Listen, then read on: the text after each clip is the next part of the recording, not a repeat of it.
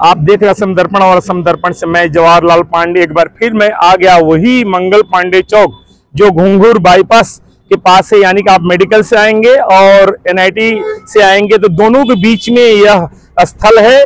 मंगल पांडे चौक इसका नामकरण हो चुका है। आज समिति ने इसका अनाउंसमेंट किया। हालांकि है ये बाईपास चौक ही है। यहाँ पर अभी का समय 4:30 बज रहा है और कल जो समय आएगा 4:30 बजे, कल यहाँ पर राज्य के मुख्यमंत्री का कार्यक्रम है। कल मुख्यमंत्री डॉक्टर हेमंत बिस्वा शर्मा यहीं पर आएंगे और यहाँ पर जो मूर्ति आप पीछे मेरा देख रहे हैं मंगल पांडे चौक पर जो लगा है मूर्ति रोटरी में, वो जो मूर्ति आप देख रहे हैं वो मंगल पांडे का है, शहीद मंगल पांडे का है। और यहाँ पर जो मुख्यमंत्री आएंगे इससे पहले आएंगे रांगीर खाड़ी में, रांगीर खाड़ी पॉइंट में भी नेताजी सुभाष चंद्र बोसु की मूर्ति का पहले लोकार्पण करेंगे। हो सकता है छोटी वहां पर भी सभा का आयोजन किया गया है और इसके बाद ही 4:30 बजे का समय यहाँ पर है।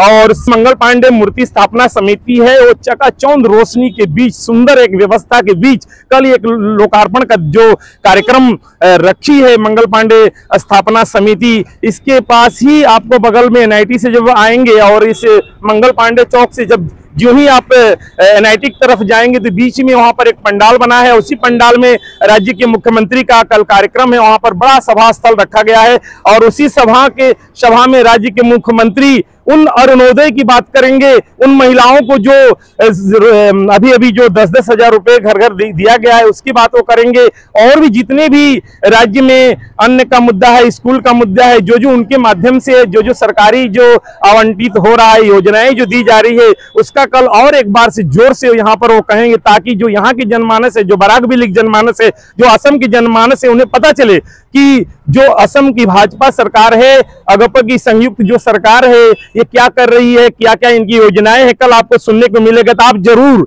कल इस समय को बर्बाद मत करिए कि 4:30 बजे का समय है, समिति ने निर्धारित समय दिया है, उसी समय में आपको उपस्थित होना है। आप ज्यादा से ज्यादा पहले आप यहाँ पर आकर अपना स्थान चुन लेंगे, नहीं तो 10,000 का ही सीट कैपेसिटी रखा गया। समिति ने कहा कि 10,000 ही लोग यहाँ पर उपस्थित हो। आगामी काल 31 अगस्त रविवार बिकाल 4 घटिकार समय मंगल पांडेजीर যে মূর্তির স্থাপনা সেই কার্যক্রম আগামীকাল সম্পন্ন হবে। আমাদের আসামের মাননীয় মুখ্যমন্ত্রী ডক্টর হিমন্ত বিশ্ব শর্মাজির হাত দিয়ে সেই মূর্তির অনাবরণ হবে এবং এই মূর্তি অঞ্চলের বহু প্রতীক্ষিত একটি আশা ছিল, যে আশা আগামীকালকে যার পূর্তি হতে চলেছে।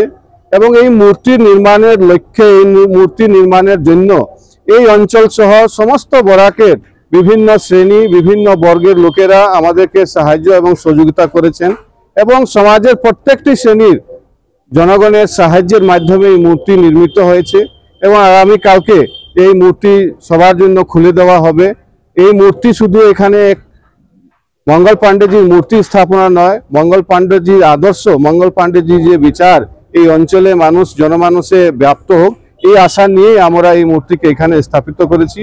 আমরা আপনাদের মাধ্যমে সমিতির পক্ষ থেকে সমস্ত বরাকবাসীকে, কাছাড়বাসীকে, শিলচরবাসীকে আমরা এই কার্যক্রমে উপস্থিত থাকার জন্য সাদর নিমন্ত্রণ এবং আহ্বান জানাচ্ছি। কতদিন লেগেছে মূর্তি প্রতিষ্ঠা প্রচেষ্টা কবে থেকে শুরু হয় এবং কিভাবে এগিয়ে যায়? মূলত 2021 সালে এই কাজ হাতে নেওয়া হয়েছিল এবং ধাপে ধাপে ধাপে ধাপে এগিয়ে আপনারা দেখছেন 2025 সালে এই কাজ সম্পন্নতার দিকে এগিয়েছে।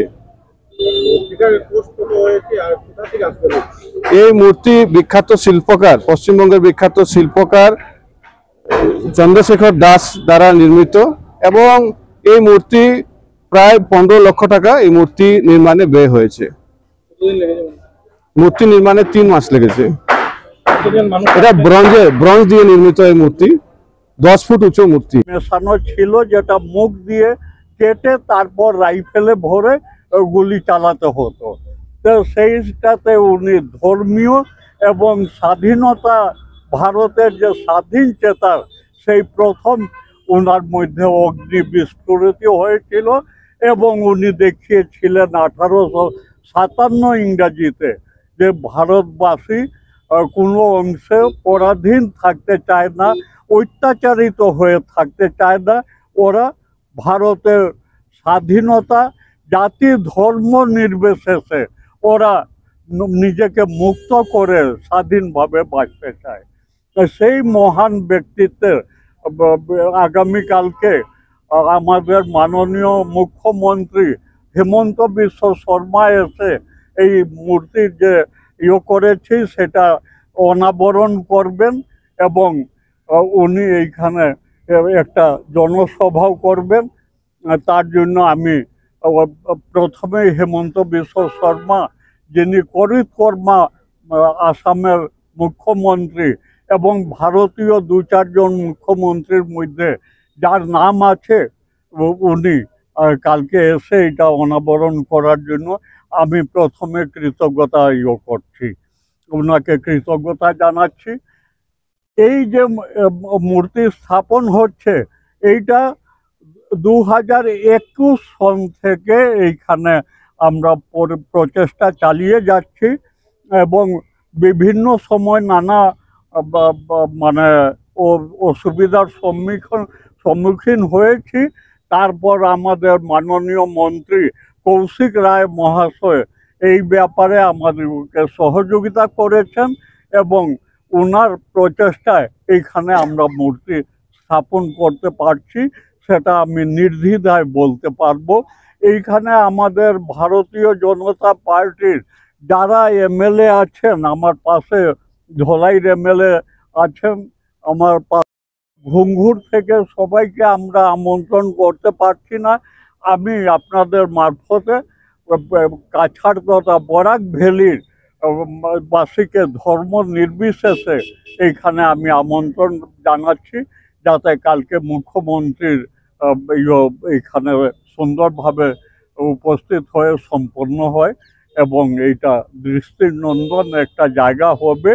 এইখানে সুভাষ বসুর যে স্ট্যাচুটা করা হবে, সেটার জন্য আমি মানে কৃতজ্ঞ। আমাদের মানে মন্ত্রী এবং আমাদের দীপায়ন চক্রবর্তীর প্রচেষ্টায় সেখানে সুভাষ বসুর একটা ভব্য মূর্তি স্থাপন হচ্ছে। ওইটাই 20 ফুট উঁচু, 10 ফুট পেডেস্টাল এবং 10 ফুটের মূর্তি, ব্রোঞ্জ মূর্তি। এইখানেও আমরা ঠিক সমানভাবে 10 ফুট পেডেস্টাল এবং 10 ফুট ব্রোঞ্জের মূর্তি বসিয়েছি। আপনাদেরকে কালকে এসে ভব্য মূর্তি দেখে আপনারা খুশি হবেন এই আশা করে আপনাদেরকে যারা ইলেকট্রনিক